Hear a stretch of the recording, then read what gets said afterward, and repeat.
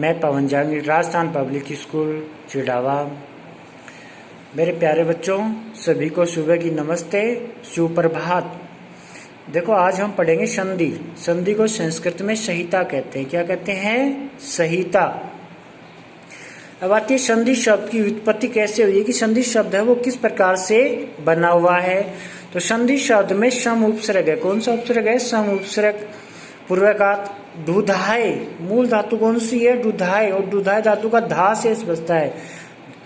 फिर एक संस्कृत में सूत्र आता है उपसर्गे धो की, उपसर्गे धो की इति सूत्रेण की प्रत्यय करते हैं। ये सूत्र की प्रत्यय करता है। क्या करता है? कि जहां धा धातु हो उसकी उपदा को की प्रत्यय करता है। अब उपदा कौन सी है? धा धातु में जो आ की मात्रा है वो उपदा कहलाती है, तो उसके स्थान पे की प्रत्यय करता है। की प्रत्यय का छोटी ई शेष रहती है। जैसे सम है, सम तो उपसर्ग था प्लस धा धातु थी और की प्रत्यय हमने कर दिया, तो की प्रत्यय का ई शेष बचता है। अब सम प्लस धा के उपदा के स्थान पे की हो गई, ई हो गई, तो क्या बना? धी, सम धी। अब एक सूत्र आता है संस्कृत में मोनुस्वार है। मोनुस्वार सूत्र क्या करता है? मैं का अनुस्वार करता है। ये तो हो गई संधि शब्द की उत्पत्ति कैसे हुई। अब देखो संधि शब्द की परिभाषा। संधि शब्द की परिभाषा, वर्ण संधानम संधि अर्थात द्वयो वर्णयो परस्पर यत् साधारणम मेल वा भवति तत्संधि इति कथयति। अर्थात जहाँ दो वर्णों का आपस में या परस्पर मेल होता है वहाँ संधि होती है। अब पाणिनि के अनुसार संधि की परिभाषा, तो एक संस्कृत के विद्वान है पाणिनि, उन्होंने क्या परिभाषा दी संस्कृत की? परः सन्निकर्ष संहिता, कि वर्णों की निकटता, वर्णों की निकटता अर्थात वर्णों की अत्यधिक निकटता को संहिता कहते हैं। तो पाणिनि के अनुसार संस्कृत शब्द की, वो संधि शब्द की परिभाषा क्या होगी? परः सन्निकर्ष संहिता अर्थात वर्णानाम अत्यंत निकटता संहिता इति कथयते। कि जो वर्णों के की जो निकटता होती है उसे संहिता या संधि कहते हैं। अब नीचे आता है संधि के वेदा, संधि के भेद।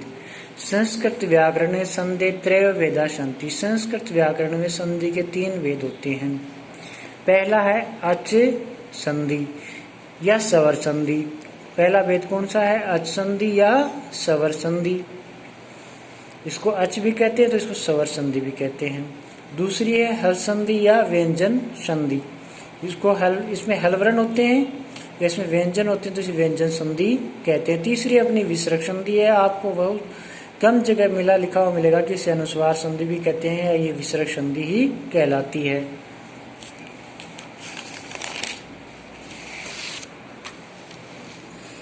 अब देखिए, अपनी सबसे पहले थी तीनों संधि के वेदों में से पहले अपनी अच संधि है, स्वर संधि। देखो स्वर संधि कब होती है?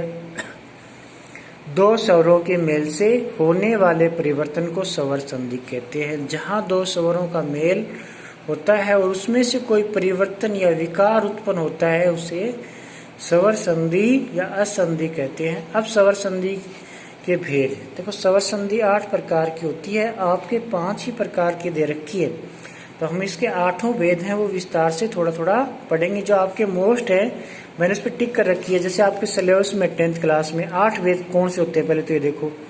पहला है यण संधि, दूसरा है अयादि संधि, तीसरा है गुण संधि, तीसरी है वर्धी संधि, 5वीं है सवर्ण दीर्घ संधि और 6ठी है पूर्व रूपे संधि, 7वीं है परस रूप संधि और 8वीं प्रकृति भाव संधि। तो आपके 10th क्लास में सिलेबस में कौन सी है? यण संधि है, अयादि है, वर्धी है, पूर्व रूप और पर रूप है। 5 दे रखी हैं, लेकिन आपके उदाहरण है वो इन 8 में से किसी के भी आ सकते हैं बुक में से। तो हम हैं आगे इनको 5 को विस्तार, इन 8 जो रूप दे रखे हैं उनको विस्तार से पढ़ेंगे। Okay, take care.